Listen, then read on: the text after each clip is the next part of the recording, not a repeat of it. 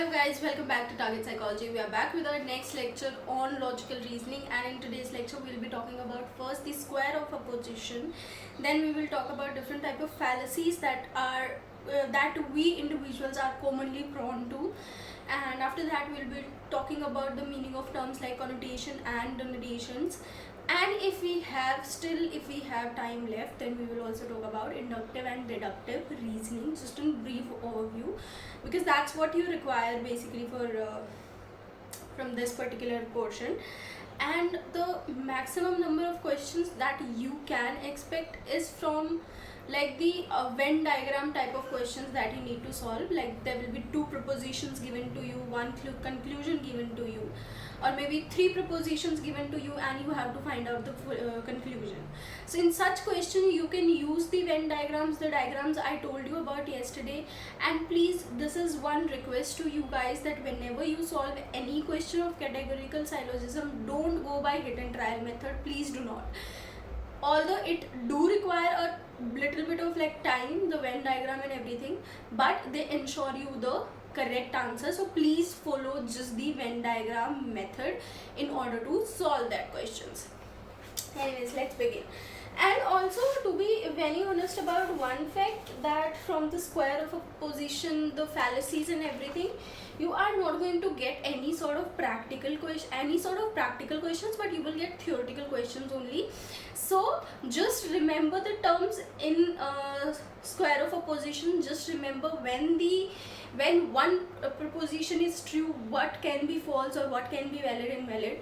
So I will be providing you written statements. Those statements you simply have to mug them up, because if you can expect any question from this portion, it's going to be typically theoretical based. I don't think so any practical question can be asked from it. Anyways, let's begin.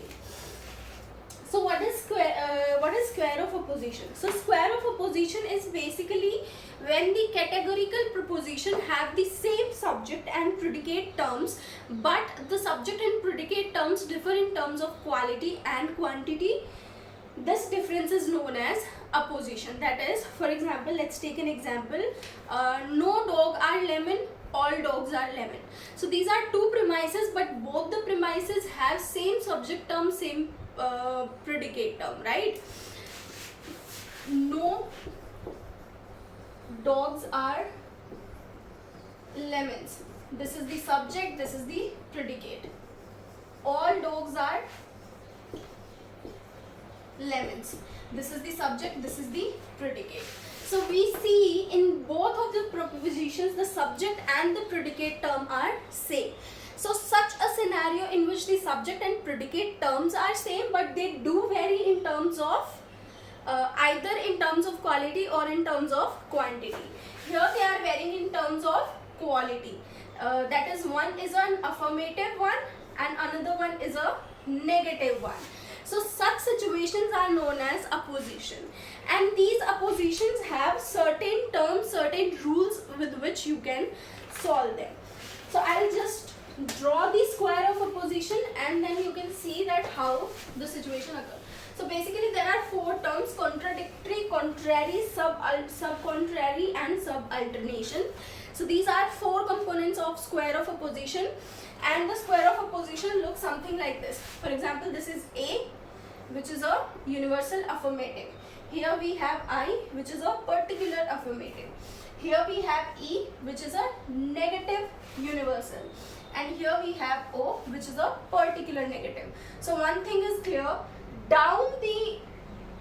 so this way it is positive,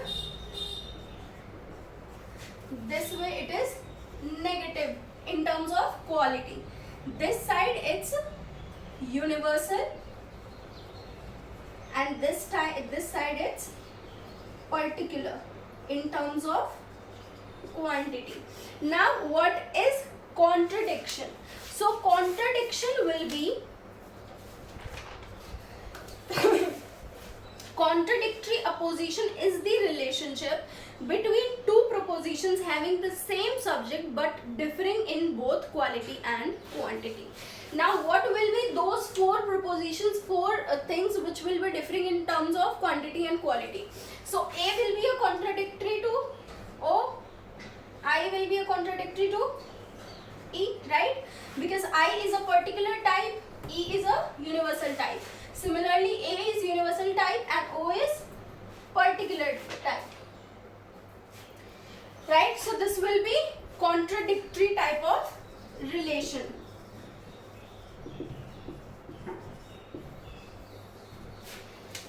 Now it is a relationship between A and O and I and E. That is, it is a relationship between a universal positive and a particular negative. Also, it's a relationship between a universal negative and a particular positive. Now, let's take an example. For example, we have a proposition with us, all lemons are dog. Now, in order to nullify this particular proposition, we just need one thing.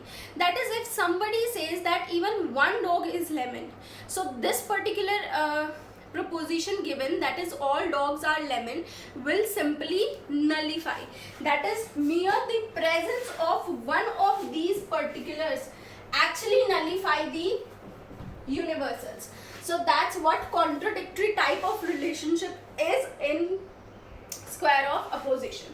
Now, few things you need to remember when it comes to contradictory type of relations. One is, if one of the proposition is true, other one will definitely be false. For example, the two propositions given to us are all lemons are dog, some lemons are cat. So if any of the proposition we consider true, if we are considering the fact that all lemons are dogs, so this signifies that the second proposition, which is some lemons are cats, is nullified, is false.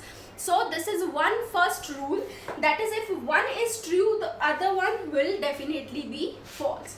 Second up we have, if one is false, other one will definitely be true, exact opposite of the first one. Then both cannot be true and false at the same time.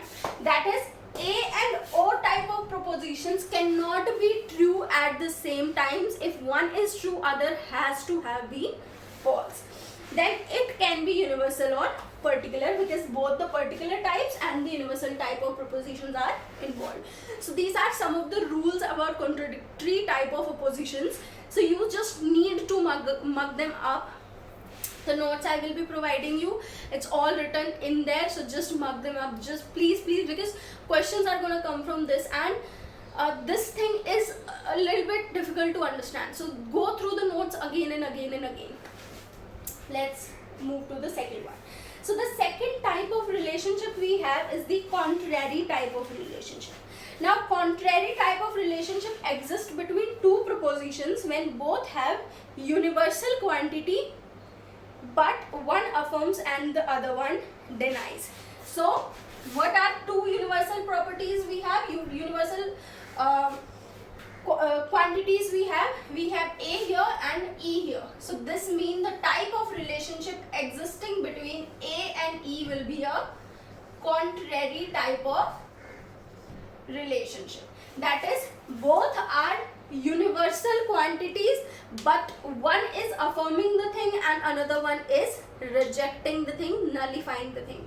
For example, all dogs are lemons, if this is the first premise, first proposition, and the second one is no dog is a lemon, so that's a negative type. And if one is true, other one cannot be true, because if we are considering the fact that all lemons are dogs, so we cannot consider the fact that no lemons are dogs. Now there are some rules for these also. Also, please remember the examples I am giving, they are very vague examples. You can make up your own examples to explain this thing to you. Choose examples which are something related to your life, and then you will be able to remember them better. So next up we have the contrary, which is always universal. So contrary is a type of relationship which exists only between the universal type of propositions, universal type of terms.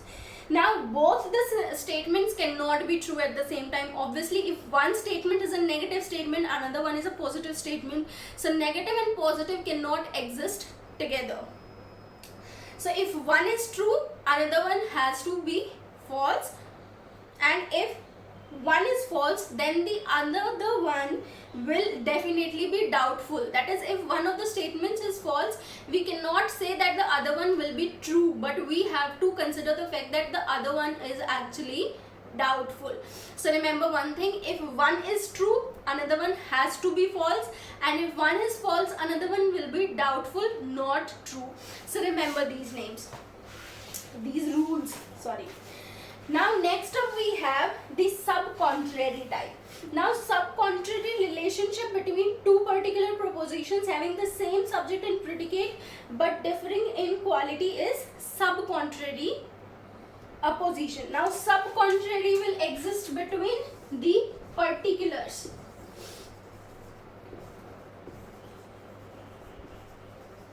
So it's essentially same like contrary, except the fact that it's existing between particulars and this was existing between universal. So what are some of the rules for it? So the rules will be, it is always between particulars. First, it is opposite to contrary. That is, both the statements cannot be false at the same time, but both can be true. What was the fact in contrary? That both the statements cannot be true at the same time, but they can be false at the same time.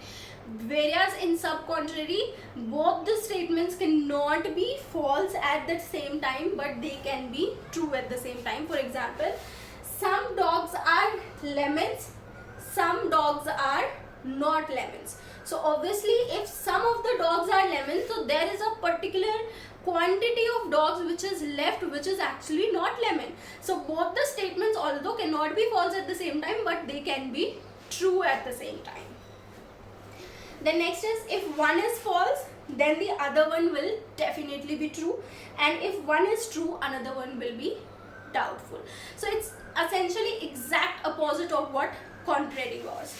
Now the last one we have is subalternation. So subalternation is the relationship which exists between the positive universal and positive particular and the negative universal and negative particular. So these are subalternations. Subalternation. So it is a type of opposition which exists between the particular and the universal, both the negative and positive types. So if the universal is true, any of the universal, be it positive or negative, if the universal is true, then the particular will definitely be true. All men are sorry, I was going to say dogs, I'm sorry. So all men are philosophers. If this statement is true, so we can say that some philosophers are men, because philosopher is a broader category and men is a smaller category. So if all men are philosophers, this means some philosophers are men. So both the statements are true. Now if universal is false, then particular will be doubtful. Let's take the example. No man is a philosopher. So if no man is a philosopher, then the statement that some philosophers are men is always doubtful. Now next one will be, if particular is false, then the universal will be false definitely. That is, if the particular statement is some philosophers are men and the universal statement is all philosophers are men. So in this particular situation, if the particular is false, then the universal will be false definitely. And the next, if particular is true, universal will always be doubtful. So this is the square of opposition for you. It looks difficult, it is not difficult. All you need to remember is when the universal will be negative, when the universal will be positive, will be false, will be true. So these are some of the rules which you need to mug up. So this is the square of opposition. Just make the diagram if you want to make. Rest I will provide you the notes. Very well written notes you will get, so you don't really have to study anything else apart from this, to be very honest. Now next up we have fallacy. So what is fallacy? So fallacy is basically the I will not rub it up. So fallacy is basically the defect in an argument which will mislead us to a conclusion.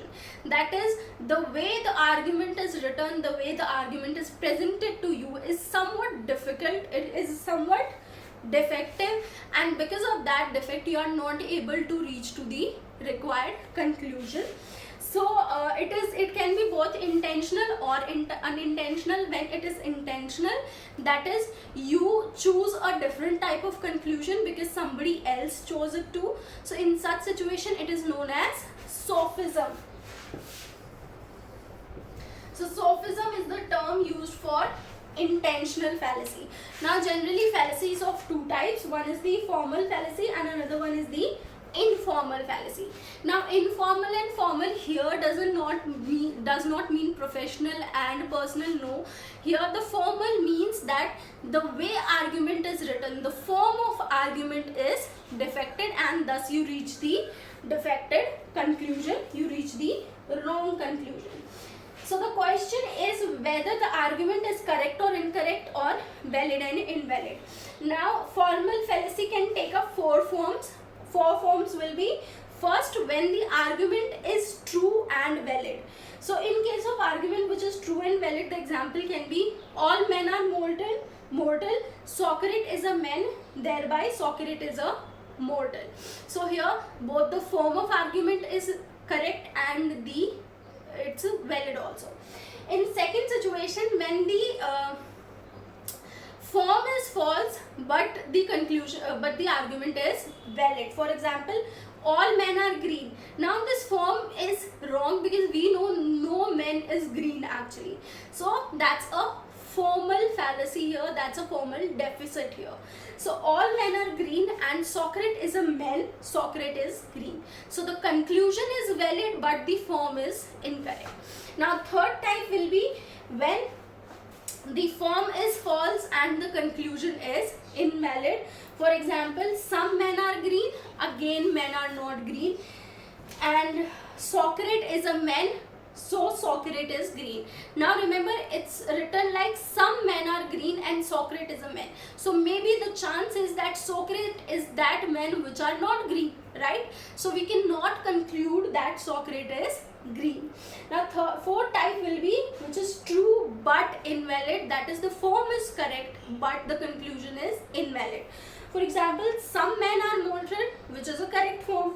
Socrates is a man, again correct form, thus Socrates is mortal. Now it's written some men are mortal, so this means that some men are immortal too. Now just based on the fact that Socrates is a man, we cannot conclude that Socrates is mortal.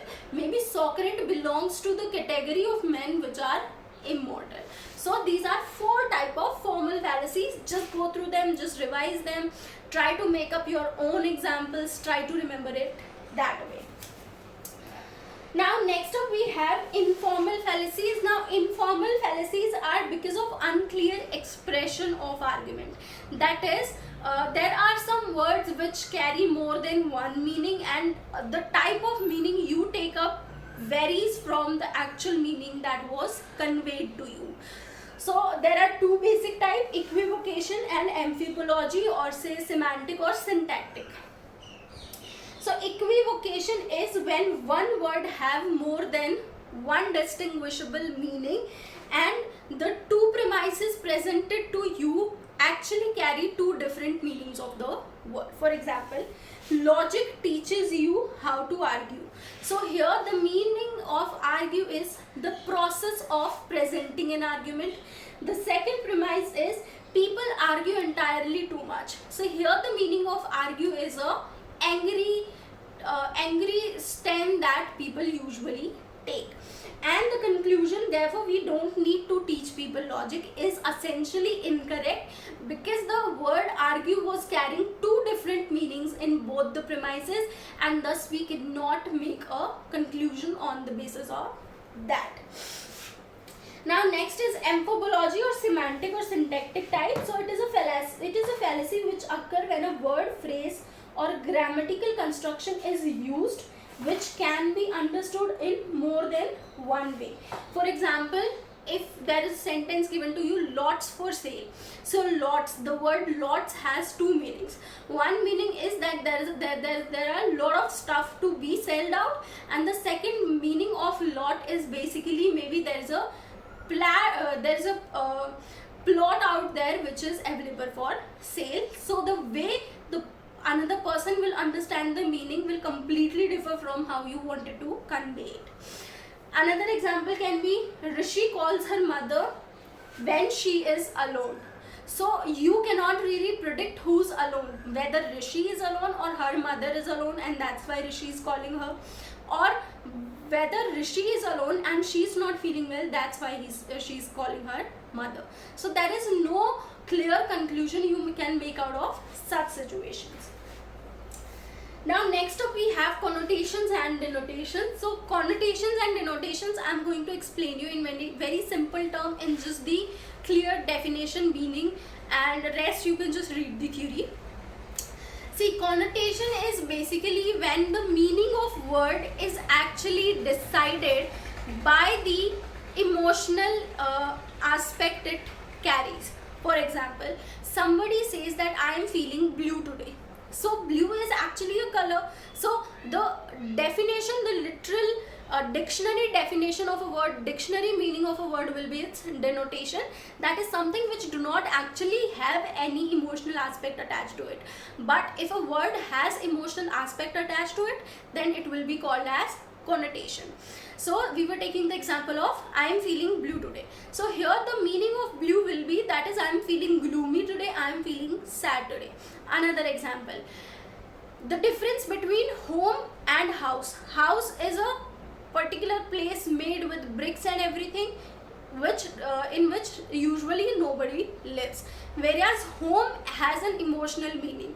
Home is a place where everybody lives with love and harmony. So that's how connotations and denotations differ, and connotation can take up various forms, such as positive connotations which make people feel good, negative connotations which make people feel bad, sad, neutral connotation which actually do not elicit any emotional reaction, for example young, old, child, etc. Then formal connotation, which are usually used in professional communication, and informal connotations which are used with family and friends. So that's all about connotations and denotations. Now next up we will have, so yeah, that's all. Now we are just left with deductive reasoning, inductive reasoning and the Indian logic. So all of those things I'll take up tomorrow. Now apart from this, I have also provided few terms in the notes. So just read those terms, and if you feel any sort of issue while you are trying to understand them, please let them know. I will explain it to you, because those terms are not something which I have to explain in the video lecture. They are very easy, they are very, like, even if you will read it once, I have provided you proper examples and everything, so if you read them with examples you will understand them. So that's all for the day. Make this diagram and understand it, revise it as much as time you have, as many leave it. So do it and rest. Please like, share, subscribe to my channel. Thank you so much.